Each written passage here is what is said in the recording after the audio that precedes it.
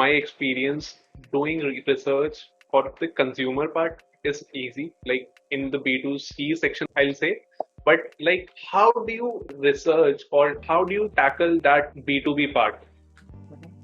So that's actually a very interesting question on its own, because like a lot of people know when, like, you go, you do guerrilla testing, you actually sit with the user and ask questions, and most of the people don't know about how to do this in B2B. So Hmm.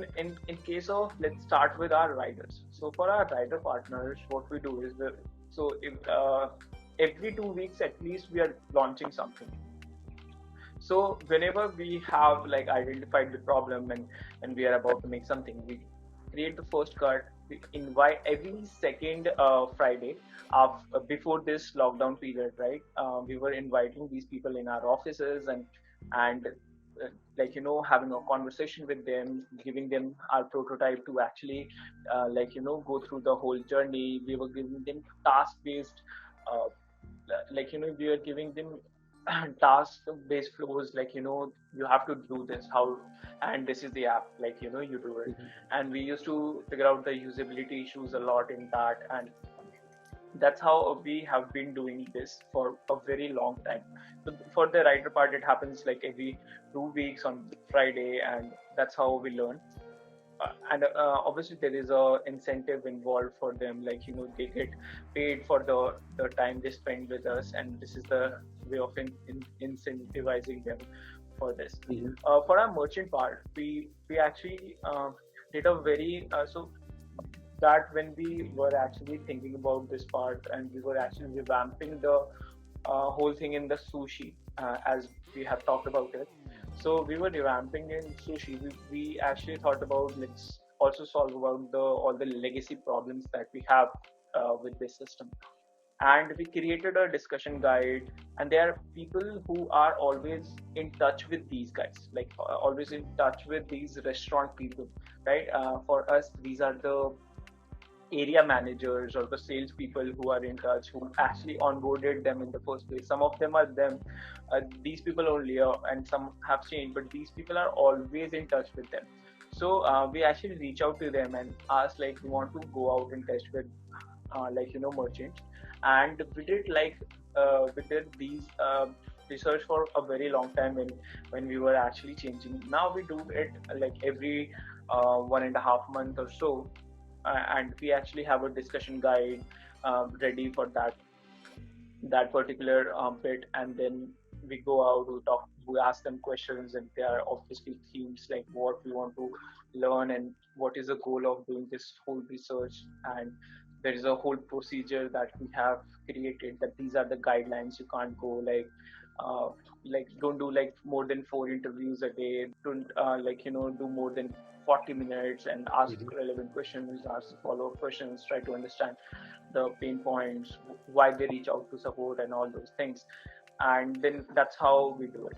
On one more side, like as I said, that I currently work on the consumer part a lot, and I also lead the product for Zomato support. So we were also changing there was 5 different dashboards earlier to actually track the whole journey of the how it has changed hands, and where the the food is and Mhm. everything, right? And we were doing this through like 5 different dashboards. That this was a legacy system.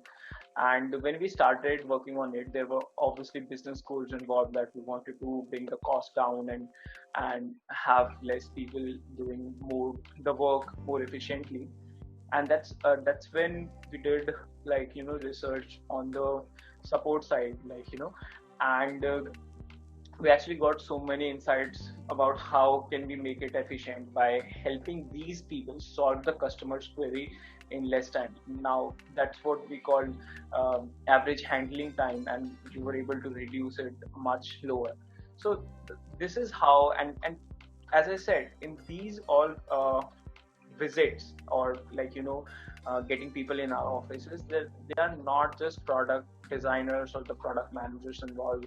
there obviously developers are there. Sometimes the developers are going out, like sometimes in the in this scenario where we went to the support office, so where the support team sits, these developers were made to sit there and observe like all the bugs that was created, because we actually stress a lot on the consumer side, but these people are also doing like discounts, and then that's how we do it. Then there is the second part that comes in the, as as I said, the like the meeting happens where you share the knowledge base amongst the team, and that thing happens. So the design is put in the center. There are elaborate mega demos that happens on the design part, so that you can get feedback from a wider audience. And as I said, the whole team puts the mocks on Figma. Like, it's not just the designer.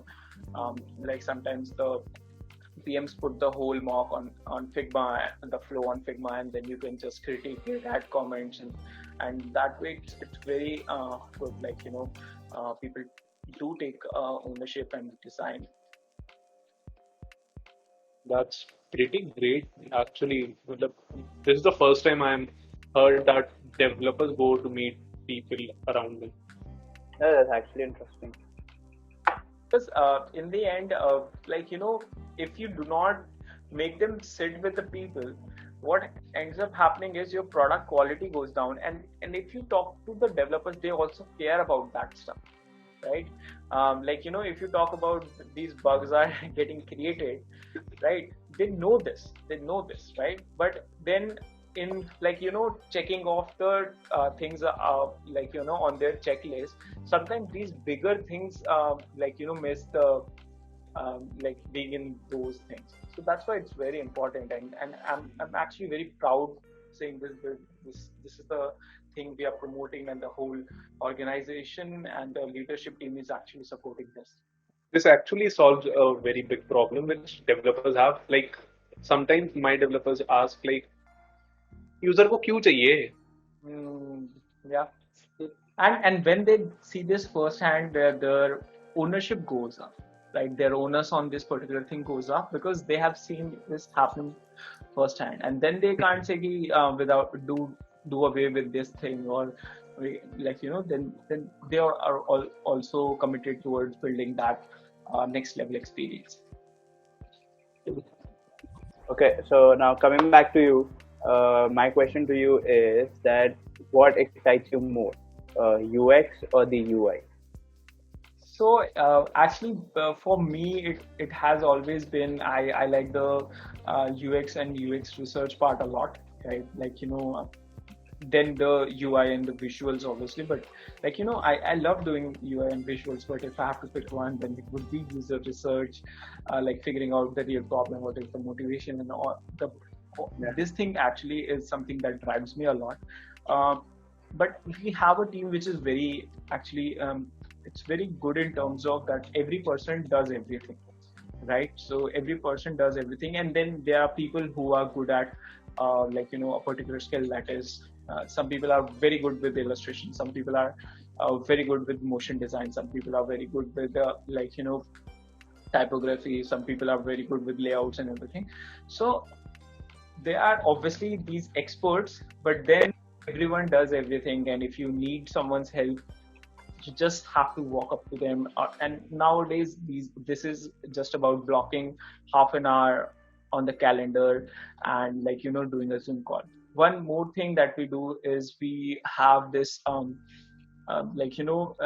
this once a week thing where design team, one person from the design team comes up and shares one thing that he is or she is good at. So, and we are doing it across design teams, the marketing team and the the product design team both come up, and there was a session on automation, there was a session on animations and After Effects, and all these things we keep on doing, right? So the knowledge transfer is always happening, we are always focusing on learning stuff, and so in this way the team is really great.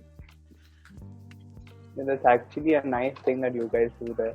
But do you like ever like think we should also open it for common people like Shashank and Ashwin, like they can also join and learn something new every week? So, Like, like talk to them about it and probably get us in.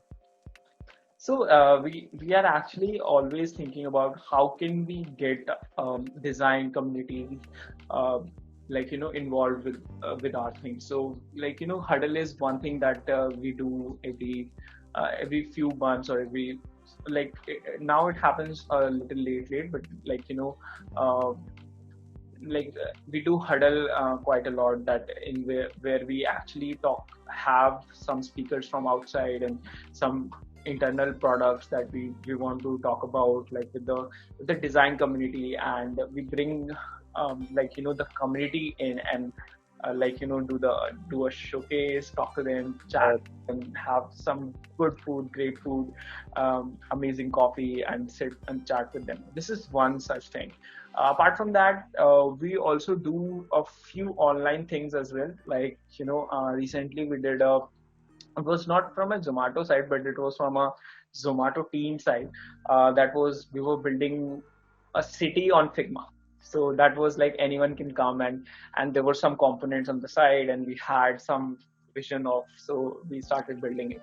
So we are always I would love to have you guys over sometime in office where we can sit and chat. And huddle is one event where we want to have if we have like 150 200 people, we love it. We love to host, we love to chat.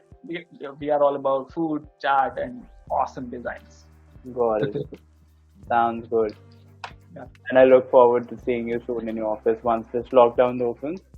yeah, welcome always. And the And is really is nice. it true or is it just a myth that you guys get free food? Okay, so we are in this for the fun, and we do not get any free food. Pay for it, and this is the better way to do it. But do you get like discounts? Not really. So it's a actually if you see, it's a better way to do it, right? If you get then there will be this gaming the system and all these things will happen. But if you are interested in really creating an impact, Zomato is the place to be. And so that's one thing that you learn a lot, you grow a lot, and obviously the ownership, you learn life skills, right? Like, I have seen people leaving and starting their own ventures, and doing amazing things in life. So i'm, I'm here for that part, Yeah. so it doesn't bother me that much. So Rohan, why don't you tell us like, of course, Zomato is a great place to be for a design or a young designer who wants to learn, who's hungry for to learn, not for food, but to learn things. And what I want to know is like, how does the hiring process work at Zomato, so that people out there know like this is how it works and like they can get into Zomato if Okay. they can. um Actually, we have a recruitment team, and we keep on putting stuff on LinkedIn, and the posts are there. You can apply from there. You can actually go to our career section, and you can apply from there. Then after the resume or the portfolio, these things come in. Then our team actually goes through every single portfolio and resume, and we see, and if there are more votes that okay, we should send this person the assignment, to actually send this assignment to these people. And this is a very small assignment that you do, that which is about which can test your thinking skills, your design skills, and on the basis of that, you make the thing, and you submit the designs and whatever it is. Sometimes it's a long form case study, sometimes it's just some folders, a PDF or something like that. And then we evaluate it, and if it's a right match with the experience and everything that we have seen, then we obviously call you in for an interview with us in our office. It's not like actually interview. It's just about having thinking about that, are you a good match or not. And it's the same for the candidate as well. Are we a good match or not? That because we talk about how is the culture here, how do we do things, and all those things, right? And if you actually like, so there are like, 3 rounds of design that happens, in which, like, you are always talking to a designer in the team, like actually 2 designers in a team at a time. And if you cross like all these 3 rounds, if you pass through these rounds, then you do a product round, which is with some of our best product managers, and that happens. And they actually have like product questions, and product round happens. And if you pass, then there is that final round that happens with our VP products. So after that, that's how we onboard everyone, and it's a very fast process. So to be very honest, once the day you submit your resume to the day if you are getting selected and joining, it could be as less as like um, 7 days or 8 days, right? So suppose you have submitted your assignment, we have given you an assignment to do, and you submit it in 3 days. Then also, like, you can be called in the fifth day. You have the design everything conversation, which is, the 3 rounds happen in one day, right? They are like, in the gap of half an hour, and then after, if you cross those rounds, then the next day you'll be called in for the product round. And the same day, if you pass, then you go for the, like, you talk to our VP product, and that's the day that you can get the offer letter in hand. Okay. That's how it works, and it's really very fast. Like, we always get awesome people on board. Okay. So, my last question to you is that what do you recommend to the young designers who've just started their career, and what all do you suggest them for their future? Um, this is a very like, good question, in terms of, like, it's not just about like what do you suggest. It's actually about a long form question. So I'll try to do justice to this. So I always, so as I have mentored, I have seen that the people are always trying to jump, right? They are trying to jump the process. They are trying to just game the process, that okay, I'll do the whole process. And sometimes in most cases, not sometimes, in most cases, what happens is the end goal is not, like, in the picture anymore. Like, what is the problem they are solving, right? Why this is, like, if you go out, and I'm going to give you one question that you ask the designers, will not be able to answer it. And the question is, how do you know this is a problem? Oh, I can totally relate to you. Yeah. So if you ask them how do they know this is a problem, they'll be blank. And this is where, like, the defining moments happen, right? And like, so you are not working in a very big team or something like that when you are not, like, just starting out. You are not from a very problem solving from a design perspective. So you have to focus a lot on problem solving. You have to actually spend a lot of time in knowing, like, how do I know this is a problem? And if people cross that question, then my next question is, like, this person impacts how many people in how many ways, right? What is the scale? What is this, like, this is going to be? And this becomes a very much product person question, but then it's also about, like, you have to think this through as a designer, right? So a portfolio is very important, because to me, if I see a portfolio, I can see the depth. I can see if like, it's not just about the process. It's about how much effort this person is like, willing to put. Like, if I talk about the assignment, like, we give, or like I have seen people giving, the best ones are like, those that actually helps that person grow. Even the assignment helps that next person grow, right? So like, spend some good time on portfolio, like, and get a mentor as early in your life as you can, because these are the things that a mentor will tell you, right? These are the questions a mentor will ask you, right? How do you know this, how do you know that, is this an assumption, how will you validate this, have you tested out this solution with 5 people, and all these things will come in. And then spend some good time on portfolio, make it if you make 3 projects, that's fine. If you make 3 projects, I can see the process, I can see who you are as a person, the flavor is there, I can see the tone and everything is there. Then always say, do some good courses. There are some good courses by Joel Natoli on Udemy and all these places, and Joel Natoli's courses are very good. Be a part of these communities, Design Sundays is there, People Who Design is there, Design Jungle is there. All these communities, be a part of them, right? These communities help you grow in those soft skills we talked about. You start knowing people, and the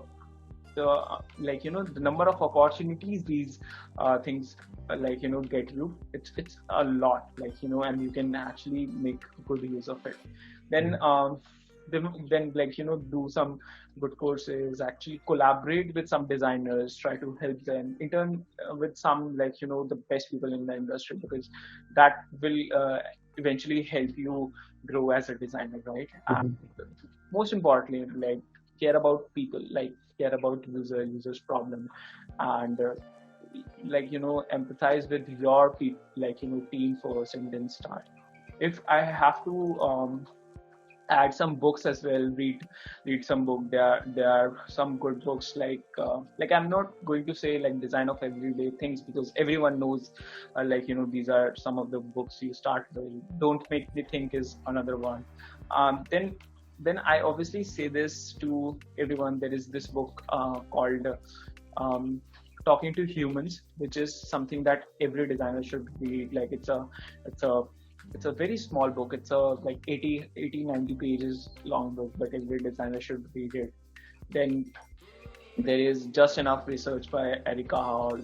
You should read it. And one which is not a design book, but this is helpful for any person. If you are struggling with soft skills, this should be your Bible, your Bible, your Gita, whatever, right? This book is How to Make Friends and Influence People. This is your game. If you get 80% of it, you will succeed very early in your life, right? So, and don't stress about it much. Just do great work, and just you'll be there before. So that would be it. You just covered the whole story, how a designer should start his career. So let's ask about you. And the last question of the day is, what's legacy? So Ashwin is laughing. He knows the question. So, what legacy you want to build or leave behind the world? Okay. So I can actually summarize this in one sentence, but let me start with that sentence, and then I'll tell you how I have started working towards that. So the sentence is, I want to help create more problem solvers in design field with accessible design education. So what that means is that my goal is to create problem solver which can who can solve users problem, which can who can solve the technology problem with design education. The point here is the good design institutes are very limited, and the cost at which the people graduate, it's very high. If you go to some good design school, if you talk about some good design schools in India, these are NIDs and NIFTs, right? They cost a lot, and then there are just 15 seats in one particular specialization, right?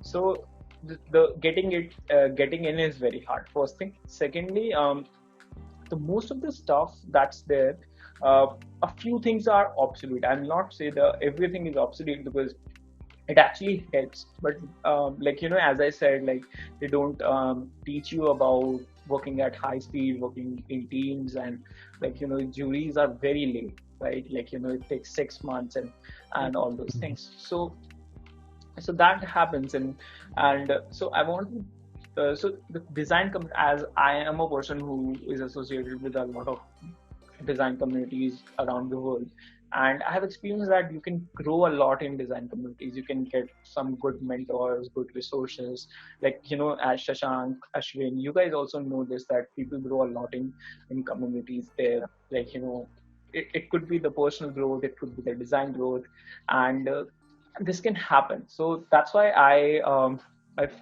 I founded this design community called Design Sundays, where the goal is that only that we want to bridge that gap. And my focus, so there, I'm also associated with the design jungle, but the point was of starting another design community is because I want to cater to a wider audience. And in Design Sundays, we actually focus on like reaching more number of people in distant places, right?